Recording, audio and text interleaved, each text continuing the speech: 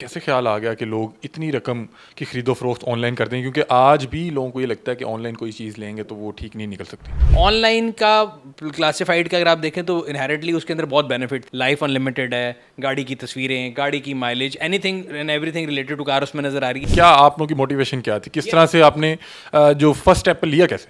So it is a paradigm shift जो कि with in years आया, वो बड़ी स्पीड में आया। और दूसरी चीज़, जो लोग भी ऑनलाइन के नाकिद थे ना, तो लास्ट 3-4 सालों में कोविड ने उनको बताया कि ऑनलाइन क्या चीज़ है। आपको नहीं लगता कि बहरहाल ऐप्स में ये क्राइटेरिया होनी चाहिए कि अगर एक बंदा 10 रुपए की चीज़ है उसके 15 रुपए मांग रहा है तो ऐप वाले भी उसको रजिस्ट करेंगे? मार्केट जो है ना, वो सबसे बड़ी पावर है। लास्ट 3 सालों में जितने स्टैटिस्टिकल मॉडल है ना, सब फेल हो। हर रोज़ एक क्रेजी प्राइस होती है, अगले दिन और बढ़ जाती है और बढ़ जाती है। तो मार्केट अभी बहुत ज़्यादा परेशानी का शिकार है। हमें डिसाइड करना पड़ेगा कि क्या गाड़ी हमारी फर्स्ट प्रायोरिटी है कि नहीं। अभी जो मेहरान 14-15 की है ये कहाँ तक जा सकती है? उस टाइम का डॉलर रेट लगा लें और आज का डॉलर लगा लें, मेहरान सस्ती हुई होगी, फिर भी आपको महंगी लगती है। जो मिडिल क्लास है वो फिर अब गाड़ी की सहूलत को एंजॉय करना चाह रहा है तो क्या करें?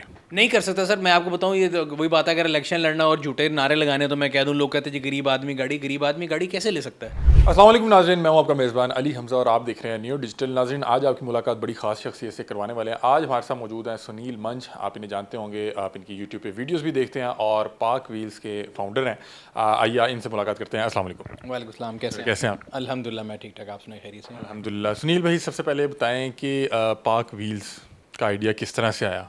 मतलब कि द सुनील मंच बनने के पीछे क्या स्ट्रगल थी, या आप बचपन से ही एक अमीर आदमी थे और ये अमीरों वाला शौक था तो फिर यही पेशा बन गया? नहीं, ये स्ट्रगल जो थी बेसिकली आइडिया हनीफ भट्टी साहब ने इसको कराची में अपने घर के बेसमेंट से शुरू किया था। फिर मैं और रज़ा उनके साथ को फाउंडर के तौर पे हम लोगों ने ज्वाइन किया। और ये आइडिया आज से एग्जैक्ट 20 साल पहले आया था। तो इस साल जुलाई के अंदर पाक व्हील 20 साल का हो गया। सो लोगों को ये लगता है कि शायद ओवरनाइट है, तो ओवरनाइट नहीं है, पहली चीज़। और दूसरी चीज़, बाकी चीज़ें जो आती हैं, मतलब अगर इंसान कहे कि बेनिफिट वाइज अगर देखा जाए, मॉनिटरी वाइज देखा जाए कि कोई बहुत बड़ी शायद कामयाबी इसकी वजह से मिली, तो ऐसा नहीं है, अल्लाह का शुक्र है। रिकग्निशन वाइज ज़रूर है, बिकॉज हम लोगों का बेसिक मोटिव ये है कि पाक व्हील जो है, our main motto is to revolutionize the way people buy and sell car. और वो अगर आप देखें तो पिछले 20 साल में एक न्यूज़पेपर जो कि प्राइमरी सोर्स समझा जाता था गाड़ी बेचने का, आज वो मेरा ख्याल है कहीं भी नहीं है। और गाड़ी जो है वो ऑनलाइन डिजिटली ही बेच रही है। तो ऑनलाइन क्लासिफाइड में पाक व्हील्स वाज पायनियर इन पाकिस्तान। और उस लिहाज से आपको बहुत से ऐसे लोग मिल सकते हैं जिसका अगर हम कहें जो सही लेवल पे अगर देखा जाए, अगर यार्ड स्टिक है मेजर करने की सक्सेस ऑफ एनीथिंग, जो हमारा गोल था वो हमने पूरा किया नहीं किया, तो आप लोगों से पूछ सकते हैं। सुनील भाई, ये बताइएगा कि जब आपने ये ऑनलाइन गाड़ियाँ बेचने का सिलसिला शुरू किया पाकिस्तान जैसे मुल्क में, कैसे ख्याल आ गया कि लोग इतनी रकम की खरीदो फरोख्त ऑनलाइन करते हैं, क्योंकि आज भी लोगों को ये लगता है कि ऑनलाइन कोई चीज़ लेंगे तो वो ठीक नहीं निकल सकती। अच्छा, उसमें ये कई लोग ऐसे हैं हमारे मुल्क में ना, मैंने देखा है जनरली जो है ना, पीपल हमारे मुल्क में भी और दुनिया में भी लोग चेंज को रेजिस्ट करते हैं। बट अगर चेंज इनएविटेबल हो, जो कि आनी हो, तो जिस तरह उर्दू की एक मिसाल है ना कि अगर आप कबूतर जो है बिल्ली को देख के आंखें बंद कर ले तो बिल्ली उसको छोड़ती नहीं है। सो ये इस तरह है कि बिज़नेस में कोई भी चेंज आए, अगर हम कम्युनिकेशन की बात करें तो हमारे बचपन में जो है ना, फ़ोन जो है नॉर्मल पीटी सेल फ़ोन होते थे, आपको बाहर कॉल करनी होती थी, आप पहले कॉल बुक कराते थे। फिर उसके बाद जब मोबाइल्स आए तो मोबाइल्स में इनकमिंग के ऊपर भी जो है ना पैसे लगते थे। फिर फैक्स एक मशीन आई, उसने कहा जी आप पेपर एक से दूसरी जगह चली जाएगी। और फिर मोबाइल टेलीफोन आना शुरू हुए और ब्लूटूथ और ये वो ऐसी चीज़ें आ गई कि सब कुछ डिस्टर्ब हो गया। इसी तरह अगर ऑनलाइन की बात देखी जाए तो ऑनलाइन जब हम लोगों ने शुरू किया था क्लासिफाइड, तो लोग कहते हैं ये पागल हो गए हैं, कौन ऑनलाइन गाड़ी खरीदेगा। क्योंकि वो 3-4 लाइनें थी, ये मालिक मुल्क से बाहर जा रहा है, लेडी डॉक्टर के इस्तेमाल या आर्मी अफसर की चली हुई वही लाइनें थी, वही हर न्यूज़पेपर में लिखी होती और गाड़ी बिकती उनके ऊपर थी। तो लोग कहते हैं ये इस्तेमाल नहीं कर रहे। हाँ, मतलब लोगों को था कि जी उसके ऊपर बिकती है। हालांकि अगर आप उस ऐड को देखें तो वो गाड़ी के बारे में कुछ नहीं बता रही, ठीक है, मालिक के बारे में बता रही है ना, वो गाड़ी की माइलेज, कलर कुछ भी नहीं है। ऑनलाइन का क्लासिफाइड का अगर आप देखें तो इनहेरेंटली उसके अंदर बहुत बेनिफिट थे। आप एक क्लिक ऑफ बटन से 20 ऐड आपस में सिलेक्ट कर सकते हैं, लाइफ अनलिमिटेड है, गाड़ी की तस्वीरें, गाड़ी की mileage, anything and everything related to car उसमें नज़र आ रही है। जबकि अखबार वाले केस में जिस दिन आप देते थे उससे अगले दिन वो अगर आप चने खाएं रेडी से तो उसके साथ आपको लिफाफे में मिल जाता था। तो उसकी लाइफ एक दिन की थी। फिर आप क्लिक ऑफ बटन से उसको डिवाइड नहीं कर सकते। तो इनहेरेंट जो है ना बेनिफिट इतने थे ऑनलाइन के कि हमें उस पर कुछ ज़्यादा मेहनत नहीं करनी पड़ी कि लोगों को शिफ्ट करने पे। नहीं सुनील भी, अभी जैसे आपने भी इंटरव्यू में बात की कि जब हम ये लॉन्च कर रहे थे लोगों ने कहा ये पागल हो गए हैं, ये ऑनलाइन कौन लेगा, तो फिर क्या आप लोगों की मोटिवेशन क्या थी, किस तरह से आपने जो फर्स्ट स्टेप लिया कैसे? इनिशियली जब पाक व्हील स्टार्ट हुई थी तो it was not a classified website, ये एक लाइक माइंडेड लोगों का सोशल मीडिया प्लेटफॉर्म था। और आज तो पाकिस्तान में बहुत से सोशल मीडिया प्लेटफॉर्म है।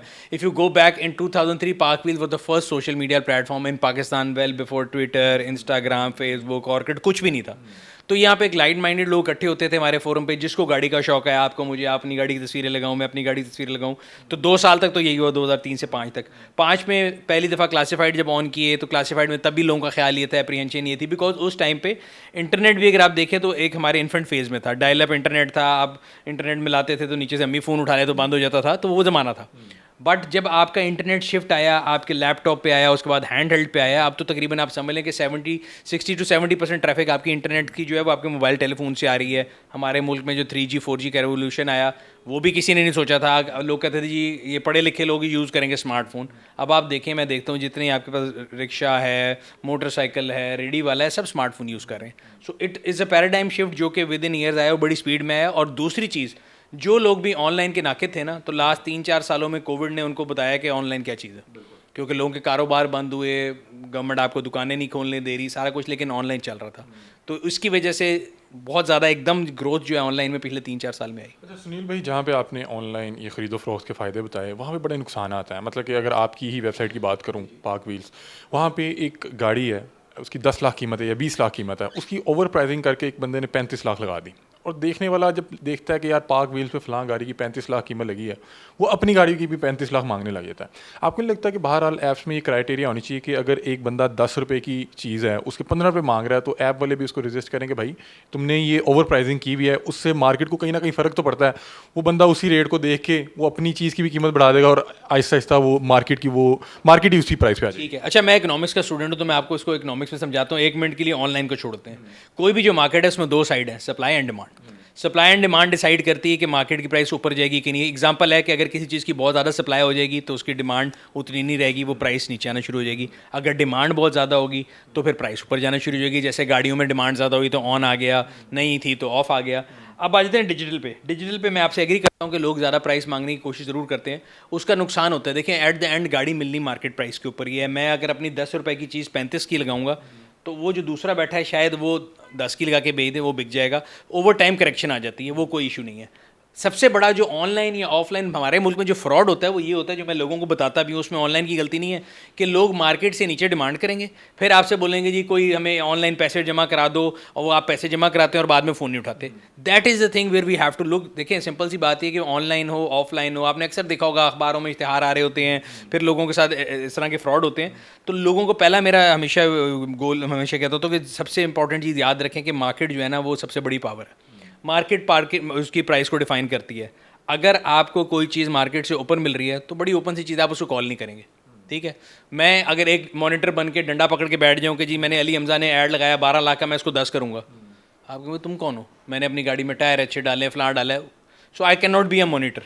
सिमिलरली अगर आप अपनी गाड़ी 10 लाख वाली 8 की बेच रहे हैं, मैं तब भी मॉनिटरिंग बनता हो, तो आपको फ़ौरन पैसे की ज़रूरत हो, तो जो कस्टमर है उसको उर्दू की एक टर्म है मुश्तरी होशियार बाश, वो बहुत अक्लमंद होता है और उसको पता है मार्केट प्राइस क्या है। बाकी जो आप कैलकुलेटर की बात करें कि हमने कैलकुलेटर एक बनाया था, बट हमारी एक ऐसी फ़नी सिचुएशन है, दुनिया में गाड़ी निकलती है उसकी वैल्यू रिड्यूस होती है, हर साल बाद एक फार्मूला लगा लेते हैं, इंश्योरेंस में भी सब में कि 10% अप्रिशिएट हो जाएगी।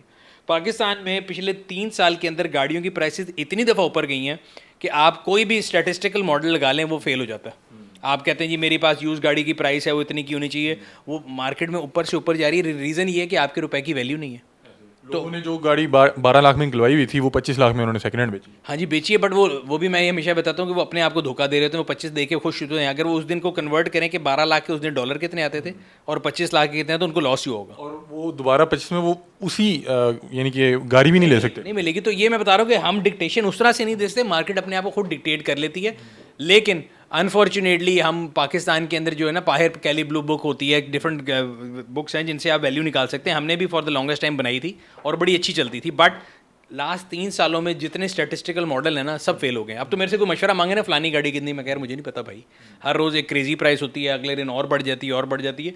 तो मार्केट अभी बहुत ज़्यादा परेशानी का शिकार है बेसिकली। अच्छा सुनील भाई, पूरी दुनिया में देखा जाए तो गाड़ी जो है ना एक ज़रूरियाती ज़िंदगी की एक अशिया है, ठीक है, आपके रोज़मर्रा के मामूल में हर शख्स ने रखी हुई है। पाकिस्तान में अभी भी जो गाड़ी है वो एक लग्जरी आइटम के तौर पे देखी जा सकती है। आज तो आपने ऑल्टो लेनी है तो वो 3 मिलियन के करीब चले गई है। तो पाकिस्तान और ये जो बाकी दुनिया, ये डिफरेंस कहाँ आ रहा है? बाहर के जो आम जो मैकडोनल्ड वाले हैं या किसी भी रेस्टोरेंट में काम करता है उसने गाड़ी रखी हुई है, यहाँ पे एक अच्छी हैंडसम अमाउंट लेने वाला भी ऑल्टो भी या छोटी सी गाड़ी भी नहीं रख सकता। दो चीज़ें सबसे इंपॉर्टेंट, अगर आप पाकिस्तान की इकोनॉमी को दूसरों की इकोनॉमी से जब आप कंपेयर करेंगे ना, तो मैं हमेशा कहता हूँ कि हमारी बड़ी कैश रिच इकोनॉमी है। हम लोग ज़्यादातर गाड़ी कैश पे रखते हैं, चीज़ें कैश पे रखते हैं, और आप कैश डीलिंग बहुत है, बाहर तो कैश की डीलिंग है ही नहीं। दूसरा, वो पूरी ज़िंदगी मॉर्गेज पे गुजार रहे हैं, उनका घर मॉर्गेज है, उनका मोबाइल मॉर्गेज है, उनकी गाड़ी मॉर्गेज है। वो एक ऐसा कैपिटलिस्ट मॉडल है कि आप कम कमा के भी ज़्यादा ज़िंदगी इंजॉय कर रहे हैं, कहीं भी दुनिया में चल जाए ना, तो वो आप बेसिकली उधार पे ज़िंदगी गुजार रहे हैं, और उनका लाइफ स्टाइल वो हो जाता है, वो मशीन बन जाते हैं। हमारे मुल्क पे फॉर्चुनेटली कह लें, अनफॉर्चुनेटली कह लें, यही वजह है कि कोविड में भी हम थोड़ा कम इम्पैक्ट इसलिए हुआ कि डिफ़ॉल्ट्स भी कम हुए, कि लोगों के पास लोन लेने ही लोगों ने कम थे। दूसरा, हमारे यहाँ पे स्टेट बैंक ने पॉलिसियाँ रखी हुई हैं कि आप आम बंदे को लोन नहीं मिल सकता। ब्लेसिंग इन डिस्गाइज कह लें, जो भी रीज़न है, उसकी वजह से आपके यहाँ पे गाड़ियों की आपको रेल पे नज़र नहीं आती। आपका स्टेट बैंक जब रिलैक्स पॉलिसी करते थे, मुशर्रफ साहब के दौर में था कि ठीक है दिए जाओ, गाड़ियाँ भी आने दो, 10 साल पुरानी भी आने दो, तो आपने देखा था बहुत गाड़ियाँ आई थी। But at the end of the day you have to decide as a nation कि क्या आपकी प्रायोरिटी क्या है। हमारे मुल्क में पिछले साल मुझे याद है, पहले इलेक्ट्रिक गाड़ियों की पॉलिसी आई खान साहब की गवर्नमेंट में कि इलेक्ट्रिक गाड़ियों को अच्छी बात है, आने दें। फिर 3-4 महीने बाद स्टेट बैंक ने कहा नहीं, ये तो बहुत ज़्यादा कैपिटल आउटफ्लो हो रहा है और हमारी रिक्वायरमेंट नहीं है। हमने हाथ खींच लिया और हमने उनके ऊपर बैन लगा दिया। यानी कि बैगर्स कांट भी चूज़र, लोग कहते हैं कि जी वो कोई मजाक उड़ाता है, कोई मीम बनाता है, जी फलाने ने ये कह दिया। ये एक रियलिटी है कि हमें डिसाइड करना पड़ेगा कि क्या गाड़ी हमारी फर्स्ट प्रायोरिटी है कि नहीं। दूसरी चीज़, दुनिया में अगर आप कंपेयर करें गाड़ी सस्ती क्यों बनती है, अक्सर लोग हमारे हमसाया ममालिक से जो है ना करते हैं कंपेयर कि जी इंडिया में फ़लानी गाड़ी इतने की, हमारे यहाँ इतने की। आपने अक्सर सुना होगा पोस्ट चल रही होती हैं वो आधा सच बताते हैं ना। हमारे यहाँ पे पेट्रोल महंगा होता है 20 रुपये, कल सारे यहाँ पे सड़क पे आ जाते हैं। आज इंडिया का पेट्रोल जाके देख लें, हमसे डबल है अभी भी। ठीक है, तो एक मॉडल ये है कि गाड़ी सस्ती दे दो और हर लीटर पेट्रोल पे पैसे कमा लो, उनका मॉडल ये है। प्लस दूसरा मॉडल ये है कि आप कोई भी प्रोडक्शन करते हैं ना, आप ये कब बनाते हैं, आप इसका मोल्ड बनाएंगे और फिर उस मोल्ड से जितने मर्जी निकाल लें। अक्सर लोगों को शादी कार्ड से याद होता है कि 100 शादी कार्ड बनाओ तो पहला महंगा है, बाद में फिर डिवाइड होते रहते हैं। इसी तरह कोई भी प्रोडक्शन आपने करनी है तो पहला यूनिट महंगा है, बाद में डिवाइड होते रहेंगे। तो इंडिया की इकॉनमी 1-1.5 अरब की पॉपुलेशन है। अगर उन्होंने एक एग्जाम्पल है ऑल्टो का बम्पर बनाना है तो 20 लाख बम्पर बनने हैं, उनके लिए कॉस्ट डिवाइड है। हमारे यहाँ टोटल ऑल्टो बननी 40,000, तो हमारे यहाँ ऑल्टो की बम्पर की प्राइसेस से कंपैरिजन नहीं, इसलिए सारे प्राइसेस को जब आप बनाते हैं तो एप्पल ऑरेंज कंपैरिजन है बिल्कुल नहीं हो सकता। अच्छा सुनील भाई, पिछले 2 से 3 साल में हमने देखा है, मतलब कि मैं अपना ही आपको एग्जांपल देता हूँ कि मैं जब जॉब शुरू की तो मेहरान को 3-3.5 में मिल जाती थी। मैंने कहा यार 3-3.5 जोड़ना है और मेहरान आ जानी है। 3-3.5 जुड़ा तो मेहरान 6 पे पहुँच गई, 6 जुड़ा तो मेहरान 9 पे पहुँच गई, 9 जुड़ा तो मेहरान आज 14-15 पे है। ये हो क्या रहा है, मतलब कि सर इसका सिंपल सी एक लाइन है, we all earn in rupees and spend in dollars. ये सिंपल सी लॉजिक है, आपकी मेरी दोनों का एक ही मसला है। हम एक गोल बनाते हैं कि हमने ये चीज़ लेनी है, हम जब उतने पैसे इकट्ठे करते हैं वो 3 गुना हो चुकी होती है। फिर जब हम उसका अगला गोल बनाते हैं वो, क्योंकि मेरी आपकी इनकम उस तनासब से बढ़ नहीं रही, हम हर रोज़ गरीब हो रहे हैं, हर पाकिस्तानी, बिकॉज हमारे रुपये की वैल्यू कम हो रही है। अब होता ये है कि अगर आप डॉलर टर्म में देखें वो चीज़ उतनी की होगी, बट क्योंकि हमारे रुपए की कदर नहीं है और हम कमाते रुपए में हैं और खर्चते डॉलर में, इस तरह क्योंकि हमारे यहाँ जो गाड़ियाँ भी बन रही हैं उनकी इनपुट बाहर से आती है, कोई चीज़ हम एक्सपोर्ट करते हैं उसका रॉ मटेरियल भी बाहर से आता है। तो एज़ लॉन्ग एज जब तक हम यहाँ तो डॉलर में कमाना शुरू हैं, यानी जो पाकिस्तान से बाहर लोग बैठे हैं वो गाड़ियाँ लेते हैं, वो यहाँ पे प्रॉपर्टी भी ले सकते हैं, वो गाड़ियाँ लेते हैं, बिकॉज उनकी इनकम डॉलर में है। जब वो यहाँ आके खर्चते हैं तो उनका खर्चा उनके लिए और ईजी होता है। वो कहते हैं यार ये तो हमारा $1 देके 300 आ रहे हैं, लास्ट टाइम 200 आ रहे थे। मेरे और आपके लिए क्या होता है कि हम कहते हैं यार हमारी तनख्वाह 40,000 रुपये थी, पहले उसमें $200 आ रहे थे, अब उसमें $100 भी नहीं आ रहा। तो उस लिहाज से मेरी आपकी जो बाइंग पावर वो हर रोज़ नीचे जा रही है। लेकिन सुनील भाई, किसी भी मतलब कि अगर एक जग है, ये आज 10 का है, ये हमें होगा कि चलो यार ये बड़ा भी महंगा हो जाएगा तो 50 ऊपर नहीं जा सकता। अब यही जग अगर 1,000 रुपये में चल जाए तो वो आप सोचेंगे तो सही कि यार ये 50 रुपये की चीज़ 1,000 रुपये कैसे चलेगी। और मुझे बताएं कि अभी जो मेहरान 14-15 की है ये कहाँ तक जा सकती है। देखिए मैं वही कह रहा हूँ कि हम सोचते रुपीज़ में है ना, इसीलिए हमें हर चीज़ महंगी लगती है। एग्जाम्पल है जो मेहरान है, जब वो लास्ट डिसकंटिन्यू हुई थी तो वो 8 लाख रुपए की डिसकंटिन्यू हुई थी, नई ऑल्टो आ गई थी। उस टाइम का डॉलर रेट लगा लें और आज का डॉलर लगा लें, मेहरान सस्ती हुई होगी, फिर भी आपको महंगी लगती है। हम कोई भी गाड़ी ले लें, आपके यार पिछले साल फलानी गाड़ी थी वो 25 की थी, आज 50 की हो गई है, हमें दिमाग में नहीं आता कि ये चीज़ 50 लाख की, बट वो अगर आप डॉलर में कन्वर्ट करें तो वो सस्ती हुई होती है। सो मसला ये है कि हमारी ज़िंदगियाँ, हमारे लाइफस्टाइल, हम हर चीज़ जो कंज्यूम करें वो डॉलर टर्म में। मिडिल क्लास है वो फिर अब गाड़ी की सहूलत को एंजॉय करना चाह रहा है तो क्या करें। नहीं कर सकता सर, मैं आपको बताऊं, ये तो वही बात है, अगर इलेक्शन लड़ना और झूठे नारे लगाने तो मैं कह दूं, लोग कहते हैं जी गरीब आदमी गाड़ी कैसे ले सकता है। 30 लाख रुपए की आपने बताया ऑल्टो है, तो 30 लाख गरीब आदमी के पास होते हैं। वही कह रहा हूँ ना कि अब तो एक मिडिल क्लास गाड़ी अफोर्ड ही नहीं कर सकता। सर वो मोटरसाइकिल अफोर्ड कर ले बड़ी बात है, मोटरसाइकिल 5-5 लाख रुपए की होगी, चलिए मोटरसाइकिल ले लेगा, उसमें पेट्रोल कहाँ से डालेगा, उसके बाद जो उसके हर सालाना टोकन बढ़ गए वो कहाँ से देगा, उसके बाद जो उसकी सैलरी के ऊपर टैक्स बढ़ गया वो कहाँ से देगा। मैं तो बता रहा हूँ कि आपको 1 नहीं 2 नहीं 3 नहीं 4 चपेड़े पड़ी हैं। आप और मैं सैलरीड क्लास है, हम टैक्स चोरी नहीं कर सकते। आपकी और मेरी दोनों की टैक्स जो है बढ़ गई है, अगर आपको पता हो इस महीने हमारी टेक होम इनकम कम हो गई। फिर हम घर गए, हमारी बिजली का बिल जो है यूनिट महंगा हो गया। हमने कहा चलो कोई नहीं, पंखा काम चला लेंगे। फिर हम गाड़ी पे दफ्तर जाने के लिए गए तो पेट्रोल महंगा हो गया। अच्छा जी, उस गाड़ी का टैक्स देने के वो ऊपर चलेगा। तो आप ना सिर्फ ये कि आपकी इनकम वर्सेस डॉलर कम हो रही है, जो रुपीज़ में थी वो भी आपके पास बकी चूँकि कम आ रही है। तो हर इंसान जो है ना, उसको अपना लाइफ स्टैंडर्ड रिवाइज करना पड़ेगा।